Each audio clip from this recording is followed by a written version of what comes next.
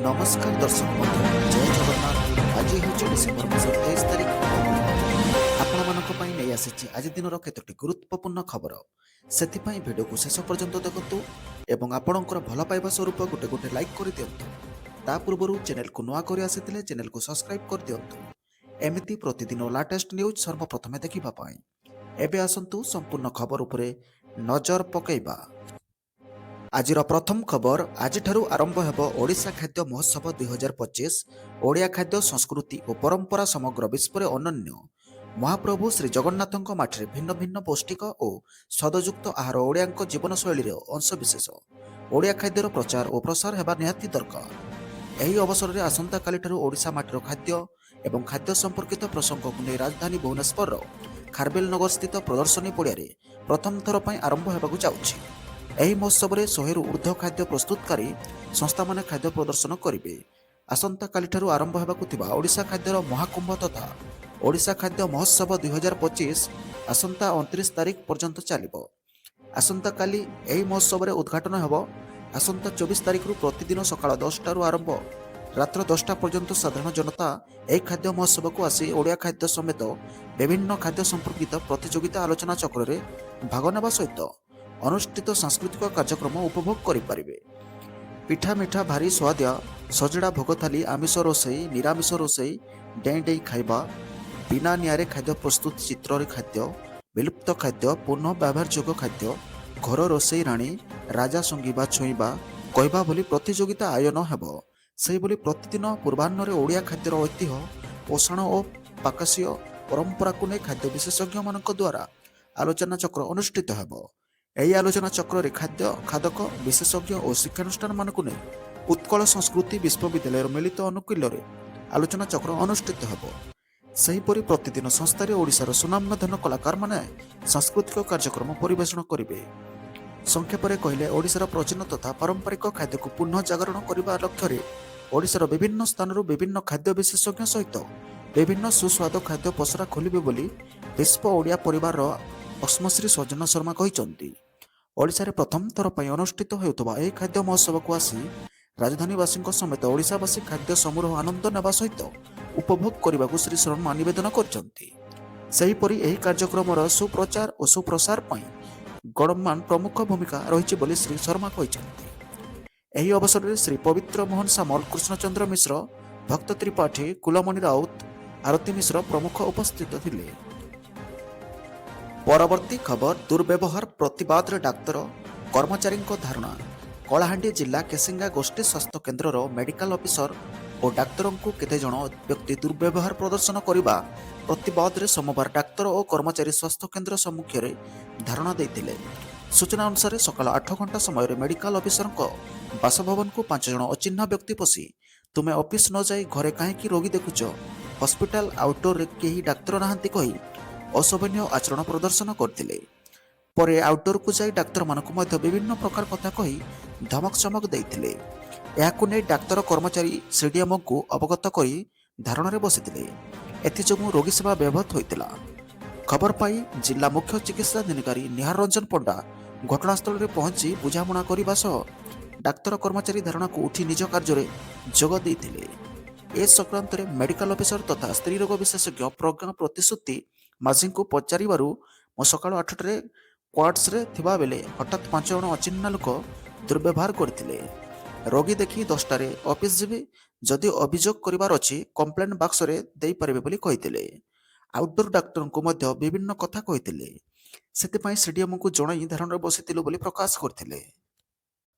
परवर्ती खबर पिटी पिटी मारिदेले आउ परे गछरे बांधी जालिले। बांग्लादेश रे जाली देइथबा हिंदू युवकों केसरे आउ एक बड़ खुलासा शुणिले थरिबे। बांग्लादेश रे मैनसंगी जिलार भालुका उपजिल्लार जड़े हिंदू युवक दीपुचंद्र दास को एक भिड़ पिटी पिटी हत्या करा एवं तांकर मृतदेह को गछरे बांधी पोड़ी दिया घटनार तदंत एक नूतन मोड़ आसी। प्रारंभ में यह पैगंबर मोहम्मद विरुद्ध रे ईश्वर निंदा मामला भाव में रिपोर्ट करा जायतिला, किंतु पुलिस एवं रैपिड एक्शन बाटालियन द्वारा करा जायतिबा तदंत रे एही अभियोग को समर्थन करबा पई कोनोसी ठोस प्रमाण मिलिला नाही। तदंतकारी अधिकारी माने कहिसंती जे हत्यार प्रकृत कारण कारखाना भितर एक कार्य विवाद थिला, जेउथिरे उत्पादन लक्ष्य ଅଧିକ ସମୟ ଏବଂ ନିକଟରେ ହୋଇଥିବା ଏକ ପଦୋନ୍ନତି ପରୀକ୍ଷା ଅନ୍ତର୍ଭୁକ୍ତ ହୋଇଛି ବୋଲି ସୂଚନା ଦେଇଛନ୍ତି। ପରବର୍ତ୍ତୀ ଖବର ମୁହଁ ଖୋଲିଲେ ସାଗର ସଙ୍ଗମ ଲାଇଭର କମେଡି। ହ୍ୟୁମାନ ସହ 3 ବର୍ଷ ହେଲା ସମ୍ପର୍କ ନଥିଲା, କିନ୍ତୁ ହ୍ୟୁମାନ ସାଗରଙ୍କ ମୃତ୍ୟୁ ମାମଲା ମା ସୋଫାଲି ସୋନାଙ୍କ ଅଭିଯୋଗ ପରେ ମୁହଁ ଖୋଲିଲେ ସାଗର ସଙ୍ଗମ ଲାଇଭର ଏମ୍ଡି ଆବିଦ ଓରଫ ବବଲୁ। ମୋ ମନ ବହୁତ ଦୁଃଖିତ। ହ୍ୟୁମାନ ସାଗର ଆଉ ଏ ଦୁନିଆରେ ନାହାନ୍ତି। ଯଦି ସେ ବଞ୍ଚିଥାନ୍ତେ ତେବେ ସେ ହିଁ କହିଥାନ୍ତେ ବବଲୁ ଭାଇ ମୋ ପାଇଁ କ'ଣ। 2022 ଶେଷ ଏବଂ 2023 ଫେବୃଆରୀ 28ରେ ତାଙ୍କ ମାଙ୍କ ଉପସ୍ଥିତିରେ ଆମେ ଅଲଗା ହୋଇଥିଲୁ।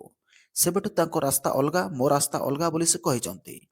ଯଦି ଜଣେ ମଣିଷର ଦେହ ଖରାପ ଥିଲା ସେ କେମିତି ପ୍ରୋଗ୍ରାମ କଲା? ହେଲେ ଡକ୍ଟର କହିଛନ୍ତି ବର୍ଷେ ପୂର୍ବରୁ ଲିଭର ସିରୋସିସ୍ ହୋଇଥିଲା। ଆମେ 3 ବର୍ଷ ହେଲା ତାଙ୍କ ସହ ଯୋଗାଯୋଗରେ ନାହୁଁ। ତେଣୁ କେମିତି କହିପାରିବୁ କ'ଣ ହେଇଛି କ'ଣ ନାହିଁ ବୋଲି ଆବିଦ କହିଛନ୍ତି। ହ୍ୟୁମାନ ସାଗର କଟକ କେବେ ଆସିଲେ, କେଉଁଠି ରହୁଥିଲେ, ତାଙ୍କୁ ରହିବା ପାଇଁ ଆଶ୍ରୟ କିଏ ଦେଲା, ଖାଇବା ପାଇଁ କିଏ ଦେଲା, ସଂଘର୍ଷ କରିବା ପାଇଁ ସହଯୋଗ କିଏ କଲା, ଏ ବିଷୟରେ କେହି କହୁ ନାହାନ୍ତି। ସାଗର ସଙ୍ଗମରେ ଥିଲାବେଳେ ଏକ କ'ଣ ଶୋ କରୁଥିଲେ, କେମିତି ଲୋକଙ୍କ ସହ ବ୍ୟବହାର କରୁଥିଲେ, ସେଇଟା ଲୋକ କହିବେ। ତାଙ୍କ ମା ଯେଉଁ ଏତାଲ କରିଛନ୍ତି ସେଥିପାଇଁ ମୁଁ ବହୁତ ଖୁସି।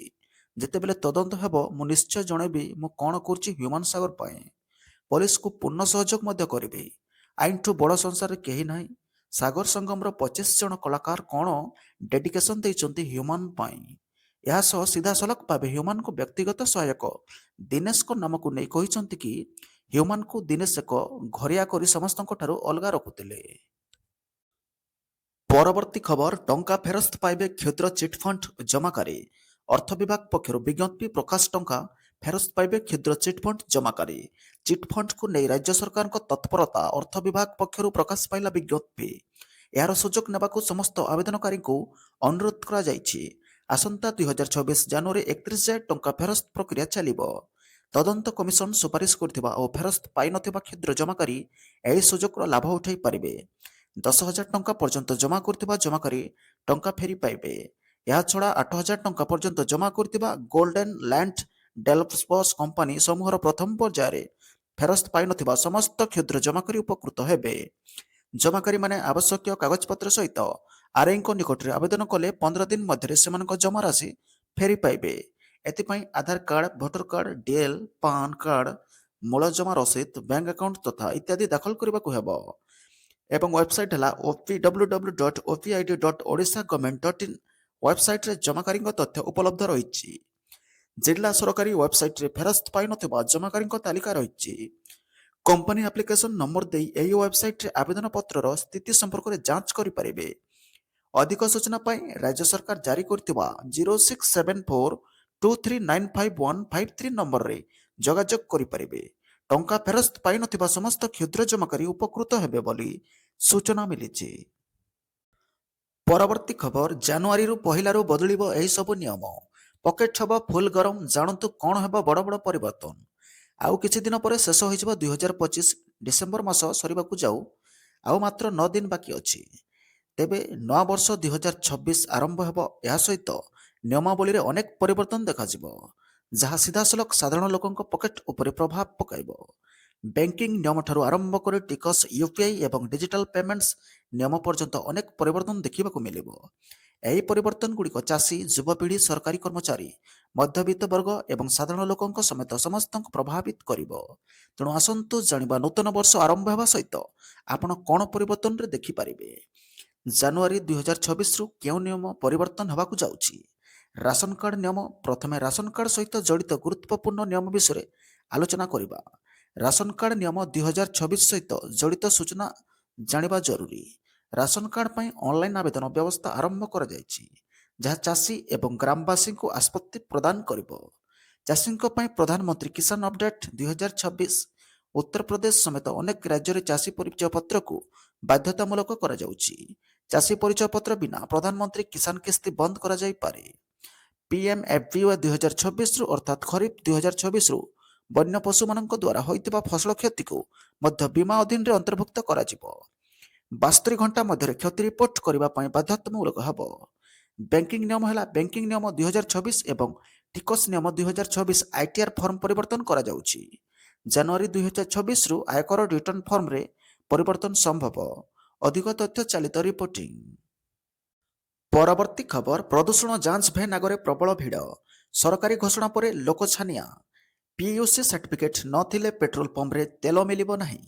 ସରକାରଙ୍କ ଏହି ଘୋଷଣା ପରେ ହଇରାଣରୁ ବର୍ତ୍ତିବା ପାଇଁ ପଲ୍ୟୁସନ ଟେଷ୍ଟିଂ ଭ୍ୟାନ୍ ଆଗରେ ଲୋକ ଭିଡ଼ କରୁଛନ୍ତି।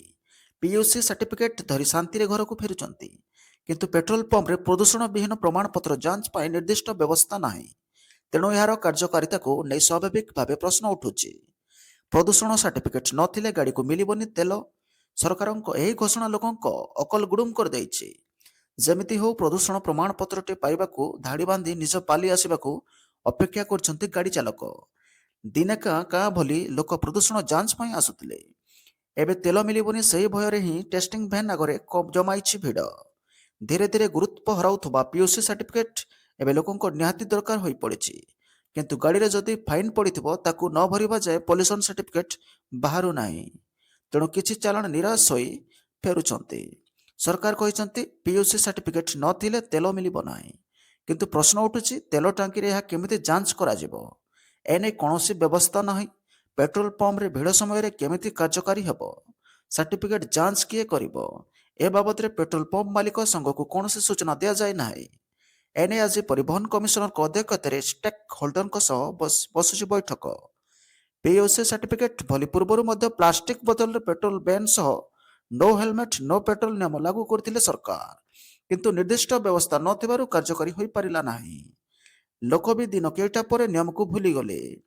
ପିୟୁସି ସାର୍ଟିଫିକେଟ୍ ନଥିଲେ ତେଲ ନାହିଁ ପାଇଁ ବ୍ୟବସ୍ଥା ବିକଶିତ ନ ହେଲା ଯାଏ କାର୍ଯ୍ୟକାରିତା ଉପରେ ସନ୍ଦେହ ସୃଷ୍ଟି ହୋଇଛି ବୋଲି ଖବର ମିଳିଛି। ପରବର୍ତ୍ତୀ ଖବର ପାକିସ୍ତାନ ଖେଳାଳିଙ୍କ ଉପରେ ଟଙ୍କା ବର୍ଷା। ଭାରତକୁ ହରାଇବା ଖୁସିରେ ପ୍ରତ୍ୟେକ ଖେଳାଳିଙ୍କୁ 1 କୋଟି ଦେବ ସେହବାଜ ସରକାର। ପାକିସ୍ତାନ ପ୍ରଧାନମନ୍ତ୍ରୀ ସେହବାଜ ସରିଫ ସୋମବାର ଦିନ ତାଙ୍କ ଦେଶରେ 19 ବର୍ଷରୁ କମ୍ ଏସିଆ କପ୍ ବିଜେତା ଦଳର ପ୍ରତ୍ୟେକ ଖେଳାଳିଙ୍କ ପାଇଁ 1 କୋଟି ଟଙ୍କାର ଏକ ସ୍ୱତନ୍ତ୍ର ନଗଦ ପୁରସ୍କାର ଘୋଷଣା କରିଛନ୍ତି। ଯେ ରବିବାର ଦୁବାଇରେ ଫାଇନାଲରେ ଭାରତକୁ 191 ରନରେ ପରାସ୍ତ କରିଥିଲା। ଇସଲାମାବାଦରେ ଦଳ ଏବଂ ଏହାର ସହାୟକ କର୍ମଚାରୀଙ୍କ ପାଇଁ ଏକ ସ୍ୱାଗତ ଉତ୍ସବରେ ସରିଫ ଏହି ଘୋଷଣା କରିଛନ୍ତି। ସ୍ୱାଗତ ପରେ ଦଳର ପରାମର୍ଶଦାତା ଏବଂ ପରିଚାଳକ ସରାଫ ଅହମ୍ମଦ ଗଣମାଧ୍ୟମକୁ କହିଥିଲେ ଯେ ପ୍ରଧାନମନ୍ତ୍ରୀ ପ୍ରତ୍ୟେକ ଖେଳାଳିଙ୍କ ପାଇଁ 1 କୋଟି ଟଙ୍କା ପୁରସ୍କାର ଘୋଷଣା କରୁଛନ୍ତି। ପୂର୍ବରୁ ରିପୋର୍ଟ ଅନୁସାରେ ପାକିସ୍ତାନ କ୍ରିକେଟ ବୋର୍ଡ ପିସିବି ଅଧ୍ୟକ୍ଷ ମହସିନ ନକଭି ଏସିଆ କପ୍ ଜିତିଥିବା ଜୁନିୟର ଦଳର ଖେଳାଳିଙ୍କ ପାଇଁ ପ୍ରତ୍ୟେକଙ୍କୁ 50 ଲକ୍ଷ ଟଙ୍କା ପୁରସ୍କାର ଘୋଷଣା କରିଛନ୍ତି। ସୂଚନା ମୁତାବକ ଭାରତୀୟ ଦଳ 19 ବର୍ଷରୁ କମ୍ ଏସିଆ କପ୍ର ଫାଇନାଲ ମ୍ୟାଚ୍ରେ ପାକିସ୍ତାନଠୁ 191 ରନରେ ଶୋଚନୀୟ ପରାଜୟ ବରଣ କରିଥିଲା। ଏହାପରେ ପାକିସ୍ତାନ ଦ୍ୱିତୀୟ ଥର ଚାମ୍ପିୟନ ହୋଇଛି। ପ୍ରଥମେ ବ୍ୟାଟିଂ କରିଥିବା ପାକିସ୍ତାନ ଭାରତକୁ 348 ରନର ଟାର୍ଗେଟ ଦେଇଥିଲା। ଜବାବରେ ଭାରତ 256 ରନରେ ଅଲ୍ ଆଉଟ୍ ହୋଇଥିଲା। ଏହି ମ୍ୟାଚ୍ରେ ଯୁବ ଭାରତୀୟ ଦଳ ଉଭୟ ବ୍ୟାଟିଂ ଓ ବୋଲିଂରେ ନିରାଶ କରିଥିଲା। ପରବର୍ତ୍ତୀ ଖବର ଟଙ୍କା ନାଁରେ ଆଉ ରକ୍ତ ଶୋଷି ପାରିବେନି ଘରୋଇ ହସ୍ପିଟାଲ। ଏଣିକି ଚିକିତ୍ସା ପୂର୍ବରୁ ଦେବାକୁ ପଡ଼ିବ ସବୁ ଖର୍ଚ୍ଚର ହିସାବ। ନେବାକୁ ବାଧ୍ୟ ରୋଗୀଙ୍କ ଅନୁମତି। ଘରୋଇ ହସ୍ପିଟାଲରେ ଚିକିତ୍ସା ନାମରେ ମନମୁଖୀ ଏବଂ ଅତ୍ୟଧିକ ବିଲ୍ ରୋକିବା ପାଇଁ କେନ୍ଦ୍ର ସରକାର କଠୋର ପଦକ୍ଷେପ ନେଉଛନ୍ତି। ନୂତନ ନିର୍ଦ୍ଦେଶାବଳୀ ଅନୁଯାୟୀ ହସ୍ପିଟାଲଗୁଡ଼ିକୁ ଏବେ ରୋଗୀଙ୍କ ପରିବାରକୁ ଆଇସିୟୁ ଏବଂ ଭେଣ୍ଟିଲେଟର ଚିକିତ୍ସାର ସମ୍ପୂର୍ଣ୍ଣ ମୂଲ୍ୟ ବିଷୟରେ ପୂର୍ବରୁ ଜଣାଇବାକୁ ପଡ଼ିବ ଏବଂ ଭେଣ୍ଟିଲେଟର ଚିକିତ୍ସା ଆରମ୍ଭ କରିବା ପୂର୍ବରୁ ପରିବାରଠାରୁ ଲିଖିତ ଅନୁମତି ନେବା ମଧ୍ୟ ବାଧ୍ୟତାମୂଳକ ହେବ। ଏହା ପଛରେ ସରକାରଙ୍କ ମୁଖ୍ୟ ଉଦ୍ଦେଶ୍ୟ ହେଉଛି ଭେଣ୍ଟିଲେଟର ଭଳି ଜୀବନ ରକ୍ଷାକାରୀ ଉପକରଣର ଅନୈତିକ ଏବଂ ଅନାବଶ୍ୟକ ବ୍ୟବହାରକୁ ରୋକିବା। ସ୍ୱାସ୍ଥ୍ୟସେବା ମହାନିର୍ଦ୍ଦେଶାଳୟ ଡିଜିଏଚ୍ଏସ୍ ବେସରକାରୀ ହସ୍ପିଟାଲରେ ଭେଣ୍ଟିଲେଟର ବ୍ୟବହାରକାରୀ ସ୍ୱଚ୍ଛତା ପାଇଁ ଏକ ନିର୍ଦ୍ଦେଶାବଳୀ ଜାରି କରିଛି। ଚିକିତ୍ସା ନାମରେ ଲୁଟ୍‌ର ଅନ୍ତ। ମେଡିକାଲ ବାୟର ଅନୁଯାୟୀ ଡିଜିଏଚ୍ଏସ୍ର ଜଣେ ବରିଷ୍ଠ ଅଧିକାରୀ କହିଛନ୍ତି ଯେ ସରକାରଙ୍କ ଲକ୍ଷ୍ୟ ହେଉଛି ଘରୋଇ ସ୍ୱାସ୍ଥ୍ୟସେବା ବ୍ୟବସ୍ଥାରେ ଜନସାଧାରଣଙ୍କ ବିଶ୍ୱାସକୁ ଫେରାଇ ଆଣିବା। ସେ ସ୍ପଷ୍ଟ କରିଛନ୍ତି ଯେ ଚିକିତ୍ସା ଆର୍ଥିକ ନଷ୍ଟର କାରଣ ନୁହେଁ। ଗୁରୁତର ଚିକିତ୍ସା ରୋଗୀଙ୍କ ପାଇଁ ଏକ ଚ୍ୟାଲେଞ୍ଜ ହେବା ଉଚିତ। ଏବେ 14 ଦିନରୁ ଅଧିକ ସମୟ ପାଇଁ ଭେଣ୍ଟିଲେସନରେ ଥିବା ପ୍ରତ୍ୟେକ ରୋଗୀଙ୍କ ରେକର୍ଡ ସରକାର ଯାଞ୍ଚ ଅଧୀନରେ ରହିବେ। ନୂତନ ନିର୍ଦ୍ଦେଶାବଳୀ ସରକାର ବାୟୋଏଥିକ୍ସର ନୀତି ଉପରେ ନୂତନ ନିୟମ ଆଧାରିତ କରିଛନ୍ତି। ହସ୍ପିଟାଲଗୁଡ଼ିକୁ ଏବେ ନିମ୍ନଲିଖିତ ନିୟମ ପାଳନ କରିବାକୁ ପଡ଼ିବ। ସ୍ପଷ୍ଟ ଏବଂ ସୂଚନା ଭିତ୍ତିକ ସମ୍ମତି। ଭେଣ୍ଟିଲେଟର ଚିକିତ୍ସା ଆରମ୍ଭ କରିବା ପୂର୍ବରୁ ପରିବାର ସଦସ୍ୟମାନଙ୍କୁ ଚିକିତ୍ସାର ଆବଶ୍ୟକତା, ଏହାର ବିପଦ ଏବଂ ଏହାର ପରିଣାମ ବିଷୟରେ ବିସ୍ତୃତ ଭାବରେ ଅବଗତ କରାଇବା ଆବଶ୍ୟକ। ଦୈନିକ ଖର୍ଚ୍ଚ ପ୍ରକାଶ। ଭେଣ୍ଟିଲେଟର ଏବଂ ଆଇସିୟୁ ଚିକିତ୍ସା ଆନୁମାନିକ ଦୈନିକ ଖର୍ଚ୍ଚ ପରିବାରକୁ ପୂର୍ବରୁ ପ୍ରକାଶ କରିବାକୁ ପଡ଼ିବ, ଯାହାଦ୍ୱାରା ସେମାନେ ଆର୍ଥିକ ବ୍ୟବସ୍ଥା କରିପାରିବେ। ସମାନ ଶୁଳ୍କ ଗଠନ। ସମସ୍ତ ହସ୍ପିଟାଲ ବିଭାଗରେ ଭେଣ୍ଟିଲେଟର ପାଇଁ ଶୁଳ୍କ ସମାନ ହେବ। ଉପଭୋଗ୍ୟ ସାମଗ୍ରୀ, ଫିଲ୍ଟର ସର୍କିଟ ଇତ୍ୟାଦିର ମୂଲ୍ୟ ପୃଥକ ଭାବରେ ଧାର୍ଯ୍ୟ କରାଯିବ। ସାର୍ବଜନୀନ ପ୍ରଦର୍ଶନ ହସ୍ପିଟାଲ ବିଲ୍ଡିଂ କାଉଣ୍ଟରରେ ଆଇସିୟୁ ବାହାରେ ଏବଂ ୱେବସାଇଟ୍ରେ ସମସ୍ତେ ଦେୟ ସ୍ପଷ୍ଟ ଭାବରେ ପ୍ରଦର୍ଶନ କରିବା ବାଧ୍ୟତାମୂଳକ। ହସ୍ପିଟାଲଗୁଡ଼ିକ କେବଳ ଭେଣ୍ଟିଲେଟର ବ୍ୟବହାର ହେଉଥିବା ସମୟ ପାଇଁ ଚାର୍ଜ କରିପାରିବେ। ଯଦି ଏହା ଷ୍ଟାଣ୍ଡ ବାଏ କିମ୍ବା ଅବ୍ୟବହୃତ ଥାଏ ତେବେ ବିଲିଂ ଅନୁମତି ଦିଆଯିବ ନାହିଁ। ସମୟ ସୀମିତ ପରୀକ୍ଷଣ 48ରୁ 72 ଘଣ୍ଟା ଅନିଶ୍ଚିତ ସ୍ଥିତି ରୋଗୀଙ୍କ ପାଇଁ 48ରୁ 72 ଘଣ୍ଟା ପରୀକ୍ଷଣ ଦିଆଯିବ, ଯାହାପରେ ଚିକିତ୍ସା ଜାରି ରଖିବା ପାଇଁ ଏକ ସମୀକ୍ଷା କରାଯିବ। 14 ଦିନର ସ୍ୱତନ୍ତ୍ର ତାରିଖ ଯଦି ଜଣେ ରୋଗୀ 14 ଦିନରୁ ଅଧିକ ସମୟ ପାଇଁ ଭେଣ୍ଟିଲେଟରରେ ରୁହନ୍ତି, ତେବେ ଏକ ବହୁମୁଖୀ କମିଟି ଏହାର ସମୀକ୍ଷା କରିବ ଏବଂ ହସ୍ପିଟାଲକୁ ଏକ ଆଭ୍ୟନ୍ତରୀଣ ଅଡିଟ୍ କରିବାକୁ ପଡ଼ିବ। ପରବର୍ତ୍ତୀ ଖବର ଓଡ଼ିଶାରେ ଜମି କିଣାବିକା ନିୟମରେ ବଡ଼ ପରିବର୍ତ୍ତନ ଆସିଲା। ଏପ୍ରିଲ 1ରୁ ବଦଳିବ ଜମିର ବେଞ୍ଚମାର୍କ ମୂଲ୍ୟ। ଏପ୍ରିଲ 1ରୁ ବଦଳିବ ଜମିର ବେଞ୍ଚମାର୍କ ମୂଲ୍ୟ। ଓଡ଼ିଶାରେ ଜମି କିଣାବିକା ନିୟମରେ ବଡ଼ ପରିବର୍ତ୍ତନ। ସରକାର ଜାରି କରିଛନ୍ତି ନୂଆ ଷ୍ଟାଣ୍ଡାର୍ଡ ଅପରେସନ ପ୍ରୋସିଜିଓର। ଓଡ଼ିଶା ସରକାରଙ୍କ ଦ୍ୱାରା ଜମିର ବେଞ୍ଚମାର୍କ ମୂଲ୍ୟ ସଂଶୋଧନ ପାଇଁ ଜାରି କରାଯାଇଥିବା ନୂଆ ନିୟମାବଳୀ ଜାରି ହୋଇଛି। ଓଡ଼ିଶା ସରକାରଙ୍କ ରାଜସ୍ୱ ଓ ବିପର୍ଯ୍ୟୟ ପରିଚାଳନା ବିଭାଗ ପକ୍ଷରୁ ଗତ 19 ତାରିଖରେ ସ୍ଥାବର ସମ୍ପତ୍ତିର ବେଞ୍ଚମାର୍କ ମୂଲ୍ୟ BMVର ଦ୍ୱିବାର୍ଷିକ ସଂଶୋଧନ ପାଇଁ ଏକ ବିସ୍ତୃତ ସୂଚନା ଦେବ ଏସ୍ଓପି ଜାରି ହୋଇଛି। ଏହି ନୂଆ ନିୟମ ପ୍ରତି 2 ବର୍ଷରେ ଥରେ ଏପ୍ରିଲ 1 ତାରିଖରୁ ଲାଗୁ ହେବ। ଜିଲ୍ଲାପାଳଙ୍କ ଅଧ୍ୟକ୍ଷତାରେ ଜିଲ୍ଲା ମୂଲ୍ୟାଙ୍କନ କମିଟି DVC ଓ ଉପଜିଲ୍ଲାପାଳଙ୍କ ଅଧ୍ୟକ୍ଷତାରେ ଉପଜିଲ୍ଲା ମୂଲ୍ୟାଙ୍କନ କମିଟି SDVC ଗଠନ କରାଯିବ। ଏଥିରେ ବିଶେଷଜ୍ଞ ମୂଲ୍ୟାଙ୍କନକାରୀମାନେ ରହିବେ। ସହରାଞ୍ଚଳ ପ୍ଲଟଗୁଡ଼ିକୁ ରାସ୍ତାକଡ଼, ଆବାସିକ ଓ ବ୍ୟବସାୟିକ ଶ୍ରେଣୀରେ ବିଭକ୍ତ କରାଯାଇ ମୂଲ୍ୟ ସ୍ଥିର ହେବ। ଗ୍ରାମାଞ୍ଚଳରେ ଚାଷ ଜମି ଓ ଅଣଚାଷ ଜମି ଓ ଜାତୀୟ ରାଜପଥ ନିକଟରେ ଥିବା ଜମି ଅନୁସାରେ ମୂଲ୍ୟ ଧାର୍ଯ୍ୟ ହେବ। ଇଞ୍ଜିନିୟରଙ୍କ ଦ୍ୱାରା ଧାର୍ଯ୍ୟ RCC ଏବଂ ଅନ୍ୟାନ୍ୟ ନିର୍ମାଣ ଦର ଅନୁସାରେ ଘର ଓ କୋଠା ମୂଲ୍ୟାଙ୍କନ ହେବ। ଗତ 2 ବର୍ଷ ମଧ୍ୟରେ ହୋଇଥିବା ରେଜିଷ୍ଟ୍ରି କାରବାର ମଧ୍ୟରୁ ସବୁଠାରୁ ଅଧିକ ମୂଲ୍ୟର 50% କାରବାର ହାରାହାରିକୁ ନେଇ ବେଞ୍ଚମାର୍କ ମୂଲ୍ୟ ସ୍ଥିର କରାଯିବ ବୋଲି ସୂଚନା ମିଳିଛି। ପରବର୍ତ୍ତୀ ଖବର ନୂଆ ବର୍ଷ ପୂର୍ବରୁ EPFO ଜାରି କଲା ନୂଆ ଗାଇଡଲାଇନ୍ ଜାଣି ରଖନ୍ତୁ। କର୍ମଚାରୀ ଭବିଷ୍ୟ ନିଧି ପାଣ୍ଠି ସଂଗଠନ EPFO କର୍ମଚାରୀ ପେନ୍ସନ୍ ଯୋଜନା EPS ସହିତ ଜଡ଼ିତ ଭୁଲ କିମ୍ବା ଅସମ୍ପୂର୍ଣ୍ଣ ଯୋଗଦାନର ମାମଲାଗୁଡ଼ିକର ସମାଧାନ ପାଇଁ ନୂତନ ନିର୍ଦ୍ଦେଶାବଳୀ ଜାରି କରିଛି। ଏହାର ଲକ୍ଷ୍ୟ ହେଉଛି ପେନ୍ସନ୍ ରେକର୍ଡ ସଂଶୋଧନ କରିବା ଏବଂ କର୍ମଚାରୀଙ୍କ ପେନ୍ସନ୍ ଦାବିକୁ ସରଳ କରିବା। EPFO କହିଛି ଯେ ଅନେକ କ୍ଷେତ୍ରରେ ନିଯୁକ୍ତିଦାତାମାନେ ପେନ୍ସନ୍ ପାଇଁ ଯୋଗ୍ୟ ନଥିବା କର୍ମଚାରୀଙ୍କ ପାଇଁ EPS ପାଣ୍ଠି ଜମା କରିଛନ୍ତି। କିଛି କ୍ଷେତ୍ରରେ ଏପରି କର୍ମଚାରୀ ମଧ୍ୟ ଥିଲେ ଯେଉଁମାନେ ପେନ୍ସନ୍ ପାଇଁ ଯୋଗ୍ୟ ଥିଲେ କିନ୍ତୁ ସେମାନଙ୍କର EPS ଅବଦାନ ଜମା କରାଯାଇ ନଥିଲା। ଏହି ତ୍ରୁଟିଗୁଡ଼ିକ ପେନ୍ସନ୍ ଦାବି ପ୍ରକ୍ରିୟାରେ ନିରନ୍ତର ସମସ୍ୟା ସୃଷ୍ଟି କରୁଥିଲା ବୋଲି ଖବର ମିଳିଛି। ପରବର୍ତ୍ତୀ ଖବର 3 ଲକ୍ଷ ପାର କରିବ ସୁନା ଦାମ। ଆମେରିକୀୟ ଅର୍ଥନୀତିଙ୍କ ବଡ଼ ଆକଳନ। ଆମେରିକୀୟ ଅର୍ଥନୀତିଜ୍ଞ ଏବଂ ପ୍ରସିଦ୍ଧ ବଜାର ରଣନୀତିଜ୍ଞ ଏଡ୍ ୟାରଡେନି ବିଶ୍ୱାସ କରନ୍ତି ଯେ ଏହି ଦଶନ୍ଧିର ଶେଷ ସୁଦ୍ଧା ସୁନାର ଏକ ଗୁରୁତ୍ୱପୂର୍ଣ୍ଣ ବୃଦ୍ଧି ଘଟିପାରେ। ରିପୋର୍ଟ ଅନୁଯାୟୀ ୟାରଡେନି ରିସର୍ଚ୍ଚ ସଭାପତି ୟାରଡେନି କହିଛନ୍ତି ଯେ 2029 ସୁଦ୍ଧା ସୁନାର ମୂଲ୍ୟ ଆଉନ୍ସ ପ୍ରତି $10,000 ପହଞ୍ଚିପାରେ। ଏହି ଆକଳନ ତାଙ୍କର ଦୀର୍ଘକାଳୀନ ରୋରିଂ 2020 ଦୃଷ୍ଟିକୋଣ ସହିତ ସମାନ। ସେ ପ୍ରମୁଖ ଆମେରିକୀୟ କୋଷ୍ଟ ବଜାର ମୂଲ୍ୟକ S&P 500 ପାଇଁ ଉଚ୍ଚସ୍ତରୀୟ ପୂର୍ବାନୁମାନ କରିଛନ୍ତି। ପରବର୍ତ୍ତୀ ଖବର ଓଡ଼ିଶାରେ ଆସିବ